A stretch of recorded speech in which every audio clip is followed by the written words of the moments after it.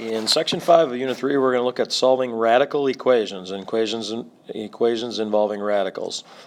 If you look at the first group here, we're going to do number 1 first. And number 1, we'll make this a little bit bigger here. Notice it has a radical on both sides, and there's nothing going on outside the radical. So what we want to do is we want to square both sides. We want to undo the square root. So I'm going to square both sides. So when I do that, that basically just cancels out my radical on each side.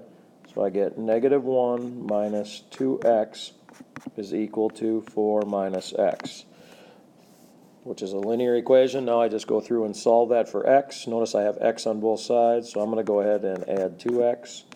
I'm going to add 2x. So I have negative 1 is equal to 4 plus x. Then I'm going to, subtract 4 to get rid of that, subtract 4. So I get x is negative 5. Now notice the directions say, remember to check for extraneous solutions. You have to check these, plug them back into the original equation, and see if it makes it true. So what we had there, if we plug it back in, I have negative 1 minus 2 times the negative 5 that I got right there, and on the other side I'll have the radical and 4 minus negative 5.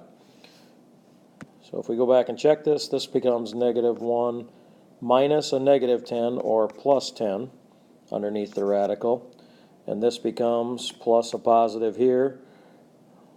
So I have negative 1 plus 10 under this left radical, which will be the radical of square root of 9. I also get 9 under this, and then notice I get 3 and 3. 3 does equal 3, so it checks out, so I can say that's my answer. If we go down, next one we're going to do is number 9. Now I don't have radicals on both sides. You have to undo anything on the side where the radical is if there's anything going on outside, but nothing going on outside that radical x, so what I'm going to do is I'm going to square both sides. Now this is different than the first one I just did. I'm going to square this side and square this side. On the left side, it does undo that, and I get x.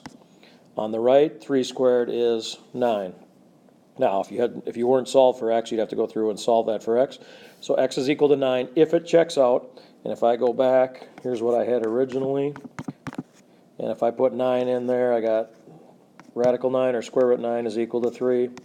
3 equals 3, so it does check out, so I can give 9 as my answer. If you go back and check and it doesn't work out, you have to say no solution then if you only had one answer for that. Now, some of them can end up quadratic, and you can get 2, or one of them becomes an extraneous solution.